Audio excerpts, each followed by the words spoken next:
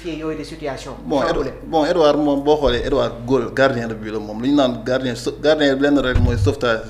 maanaam lu ñu ko soxlaa mu ngi koy def muy sauver. mais tey dafa am ay problème yoo xam ne dafa yàgg na comme li nga wax Chelsea def na fa ay erreur ballon pied.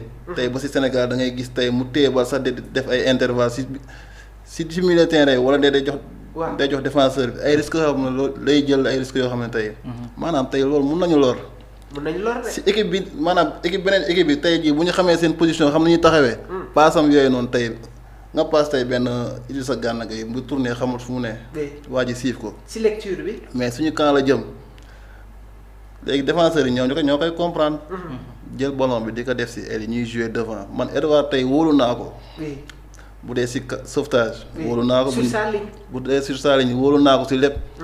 mais fi mu koy tiitatee mooy ñu passe ko bal.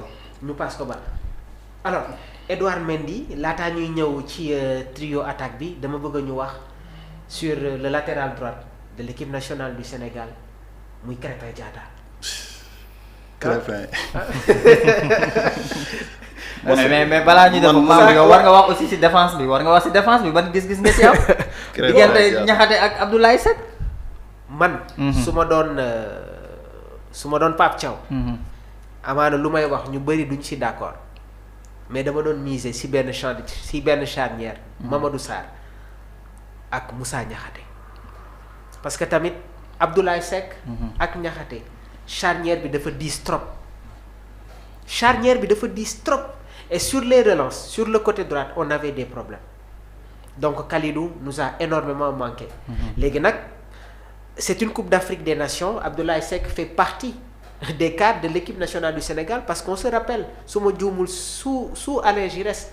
convoqué woon nañ ko attention et contre le Bénin jox nañu satisfaction et c'est un joueur boo xamante ne à chaque fois qu'il est sur le terrain à chaque fois qu'il fait des prestations daf ñuy jox satisfaction léegi nag Pape dafa miser si li nga xamante ne moom mooy la hiérarchie mais je pense que am na ay leçons ay enseignements yi nga xamante ne dañ koy tirer au sortir de cette rencontre léegi nag il y a une nouvelle jeunesse boo xamante ne ñi ngi si ginnaaw ils sont prêts à jouer et comme ni ko Pape évoqué woon il n'a convoqué que des joueurs titulaires Mamadou Sarr ñun ñëpp xam nañ ne que peut-être bii mooy nekk sa dernière saison avec Strasbourg parce que Chelsea moom moo ko abal équipe bii de Strasbourg et quoi qu'on puisse dire il fait partie des meilleurs défenseurs du championnat français moom mooy le vice-capitaine de Strasbourg et man constat bi ma def mooy il est beaucoup plus à l'aise dans un schéma à 3 parce que bi ñuy jouer contre le Kenya Pape Bouna Thiaw daf ko utiliser ci schéma A3 bi et schéma A3 boobu noonu moom lay jouer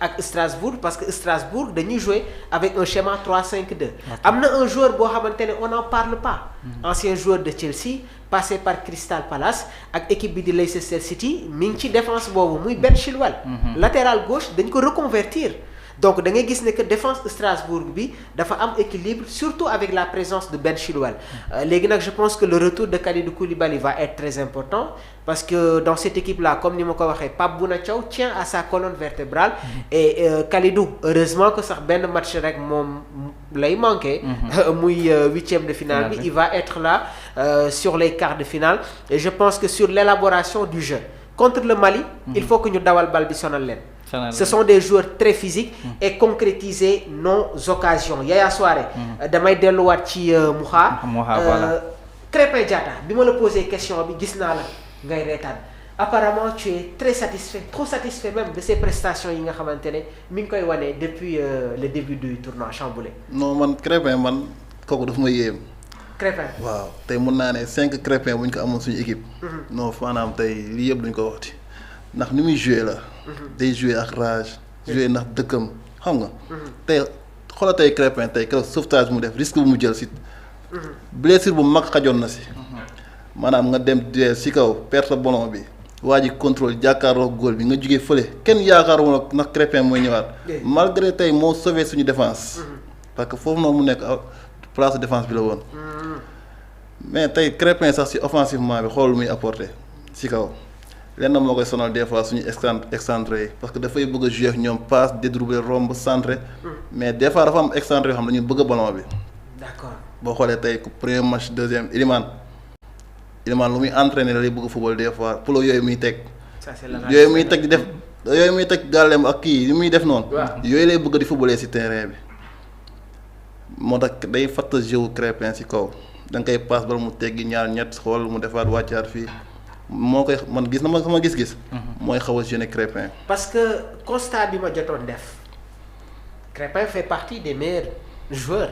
depuis le début de la compétition. mais premier match bi ak deuxième bi dama sentir ne que en termes d'apport offensif. lu bëri indiwu ko.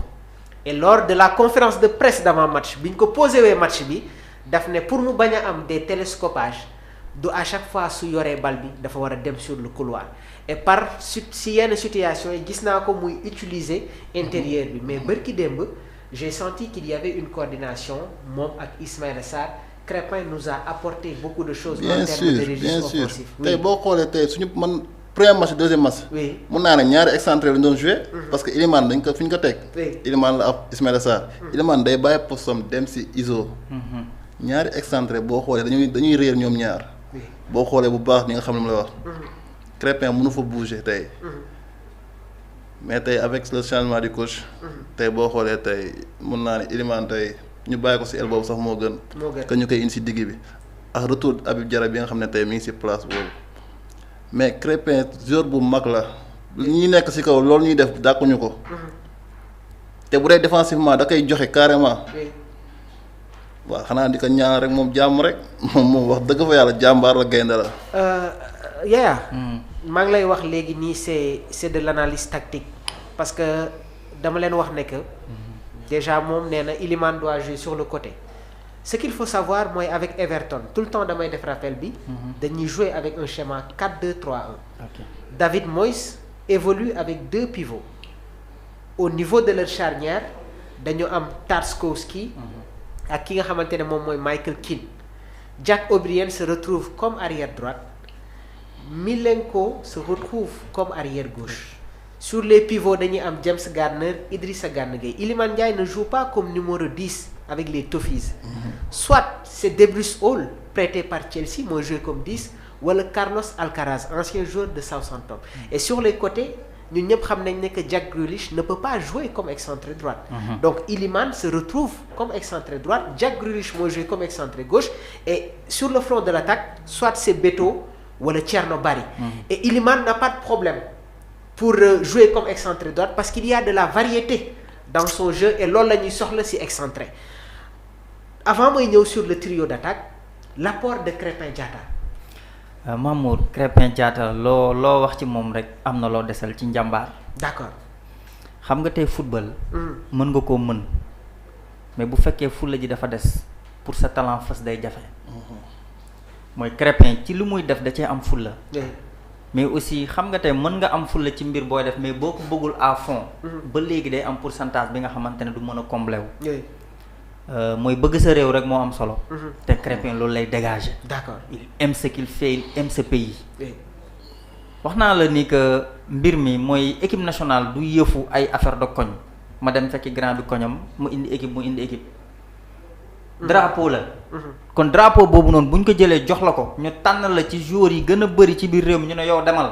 donc dafa am li nga xamante war nga koo mën a dégager. c'est ça donc Crépin symbole la.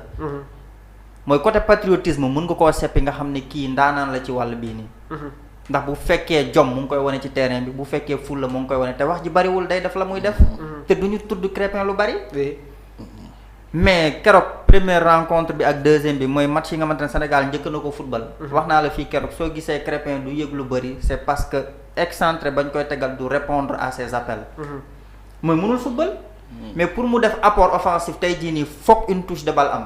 mais ci ngay xamee talent Crépin bañ koy découvrir mais petite catégorie la milieu terrain 10 la il organise le jeu techniquement il est bien tey milieu terrain Sénégal bii nii gars yi di ne diw ak diw wàllum 10 di ko join mais Crépin si tu le mets là-bas il fera la différence. parce que mais am na capacité am na potentiel bi Mamour parce que techniquement suñu milieu terrain bi kenn gënul tàng Crépin Diatta de formation de base et valeur ajoutée la. parce que gis nga daaw avec Mauricio Pochettino. dama gis match boo xamante ne dafa utiliser loon Moses Caicedo comme arrière droite beaucoup n'étaient pas d'accord sur le choix mais c'était pour apporter un surnombre au niveau de l'entrejeu des Blues. Merci. C'est pas pour rien